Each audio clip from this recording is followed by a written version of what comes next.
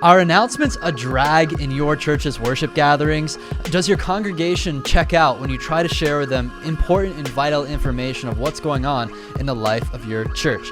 Well, in this video, my friend Brady Shear is going to share 3 tips for crafting and delivering effective church announcements. By the end of this video, you'll know how to create announcements and deliver announcements that not only keep your congregation's attention, but also inspire them to take action. Coming up.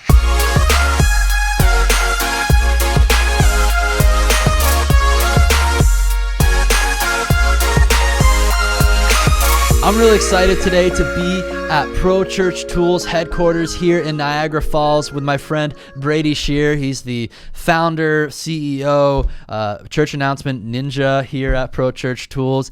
And before we dive into the tips on how to deliver better church announcements, Brady, can you go ahead and tell us a little bit more to what you're up to here at Pro Church Tools? Yeah, everything we do at Pro Church Tools, Jake, is about helping churches navigate the biggest communication shift in the last 500 years.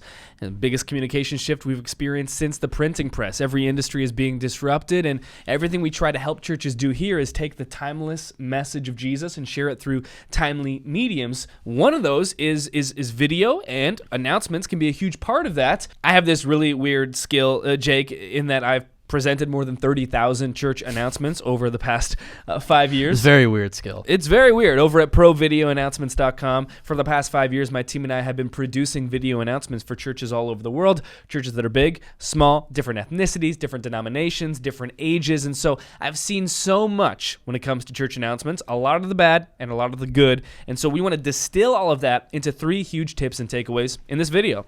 As a worship leader, and I know a lot of my worship leader friends can empathize with this, church announcements can seem like the biggest pain in our butts when it comes to planning a worship service because, during the music and the sermon, we have all the inspiring, more spiritual aspect of worship. And it's just like it's hard to make that shift from, let's praise God and worship Him and be in a really powerful moment to like, oh, hey, we have church potluck coming up this weekend, or we, make sure you check your kids in before you bring them to kids ministry or whatever. So I'm really excited to have you unpack some of these tips that I know after watching this video, guys, you're going to be able to instantly make some improvements to the way that you deliver announcements at your church. So whether you deliver announcements or probably if you're a worship leader, the person who's delivering announcements, go ahead, share this video with them. I think they'll find these tips helpful as well. So Brady, let's go ahead and dive into tip number 1.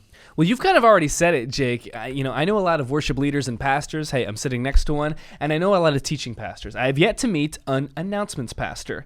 And you even said it yourself. You're like, there are great parts of church, the speaking, the worship, the spiritual elements, and then there are the announcements. And we often have that posture towards announcements. They're an afterthought. They're considered unimportant. I actually think, not surprisingly, because I love church announcements, that announcements can be one of the most powerful aspects of worship simply because they are perhaps the only time during your service where you are asking and inspiring and compelling your church to take a next step and to take action. At Pro Church Tools, we believe that the most important pathway to church growth and health is next steps. Yeah. I want a church that's full of active participants, not a church that's just passive spectators. And attending a church service, raising your hands in worship, and hearing a message, that's one type of next step. But giving, volunteering, signing up for something, being baptized, joining a small group, these are all the types of next steps that are often only being promoted through announcements. So I think announcements are actually really important.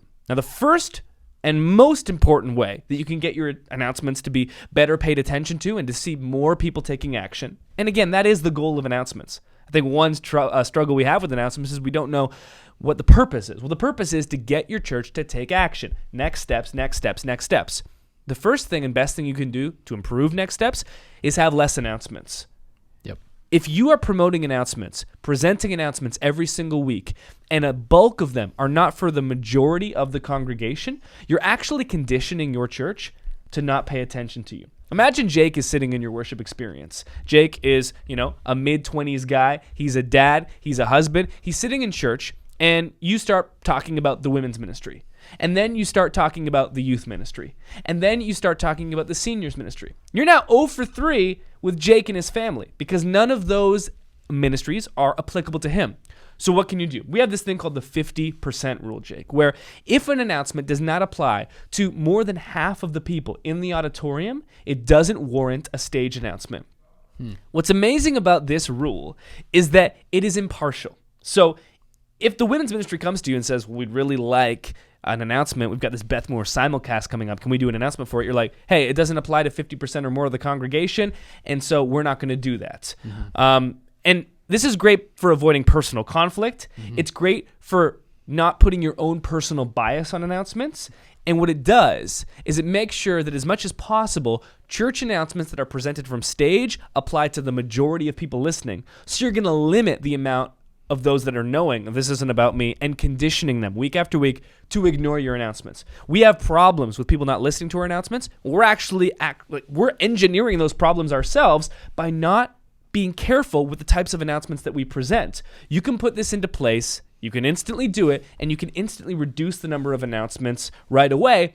At my church, we're doing 2 to 3 announcements max every week. We're a church of multiple thousands. There are dozens of things I could announce each week. We do 2 to 3 max because we employ this rule and we employ it strictly. You know what I like most about the 50% rule? 50% of the time, it works every time. Facts only. So that was tip number 1. Less is more in the 50% rule. What's our next tip?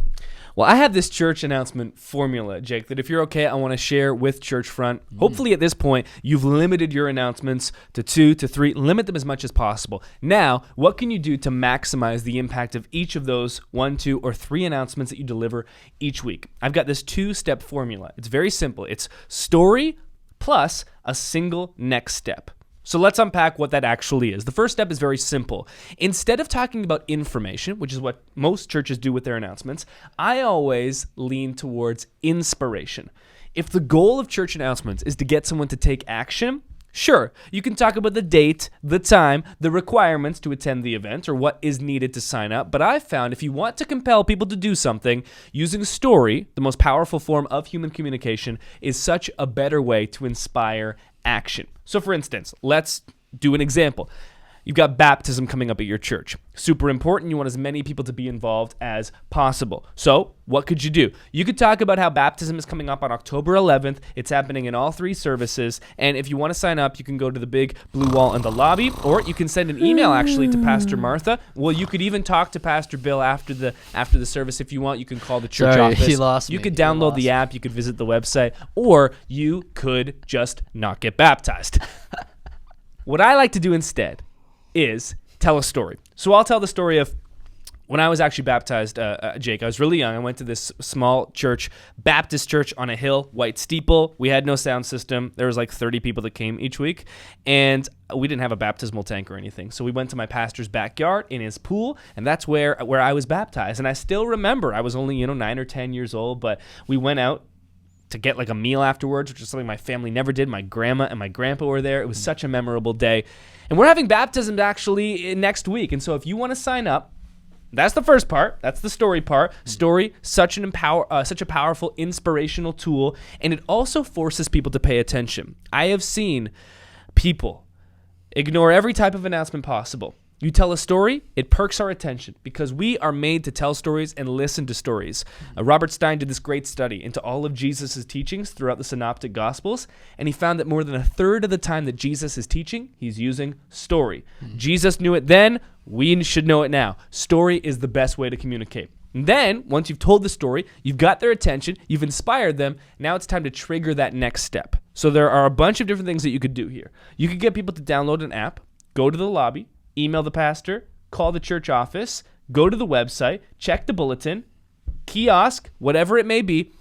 And a lot of churches, trust me, I've done 30,000 announcements, employ as many of these options as possible because we think the more options I give people, the more likely they are to do something. I have found that not to be the case, and there are numerous studies that have proven that also. When you give less options to people, it's much easier for us to make a decision and to take a next step. If you tell me, Jake, we've got 2 options for dinner. You can go to McDonald's or you can go to Wendy's. Maybe you don't want to go to either, but at least you're like, okay, I can choose between those 2. Yeah. We've all seen that GIF Wendy's all the way. of Ryan Gosling. that's the right choice. Ryan Gosling and Rachel McAdams from The Notebook. It's like, what do you want? Where do you want to eat tonight? Because we can't make a decision because there are endless options for us to choose from. Yep. Church announcements are the same. We use this simple next step script. We say, and if you want to sign up for baptism, go to xyz.com or the xyz.com kiosk in the lobby.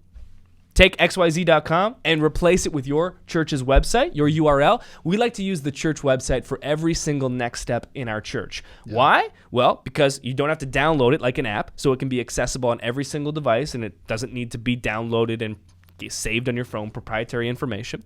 And it's available all 168 hours throughout the week. Yep. A lot of churches only promote Next Steps and intake Next Steps on that 1 hour Sunday service. But there are 167 hours beyond your Sunday service where you can be seeing your church take Next Steps. So we always promote the website. And we use that next step every single time, no matter what, without fail. And what's amazing about this Next Step script, Jake, is that the more that you say it, the more it becomes ingrained in the mind of your church. So when they're thinking, oh yeah, I do want to sign up for that potluck, or I do want to get invested in small groups this year, they don't have to remember, oh, do I call Pastor Martha, or do I email the church, or do they want me to download the app that time? It's just every single time, xyz.com, xyz.com, xyz.com. And then we even create a kiosk with a simple tablet in the lobby where if someone's a bit older and they're not as familiar with tech, they can go to the lobby on a Sunday morning, use that exact same website. What we found, and this is amazing, it's counterintuitive. Once an older person uses it for the first time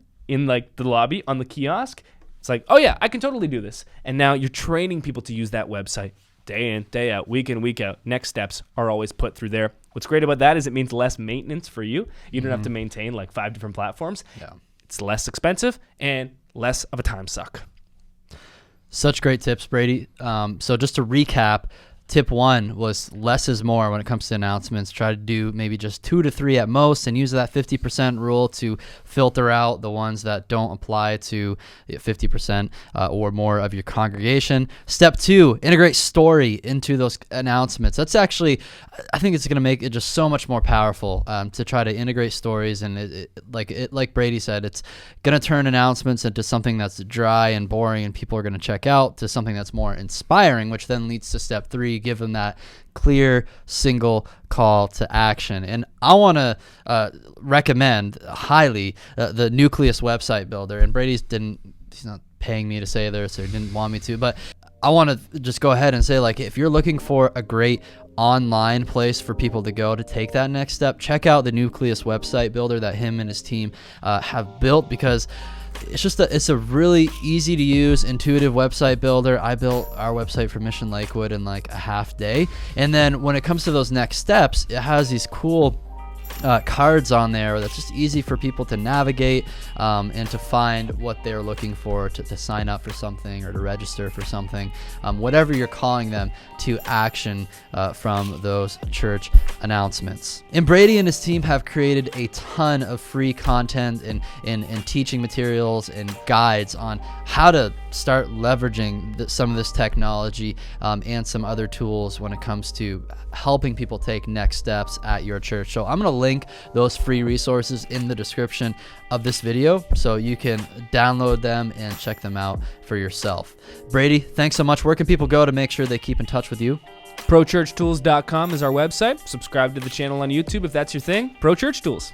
Thanks so much for watching this video. If you found it helpful, hit that thumbs up button and share it with your friends. You can check out some related videos and subscribe to Brady's channel right over here. And don't forget to subscribe to the Churchfront podcast so you can receive all of our latest content to help you grow yourself and grow your church. Smash it! Smash it!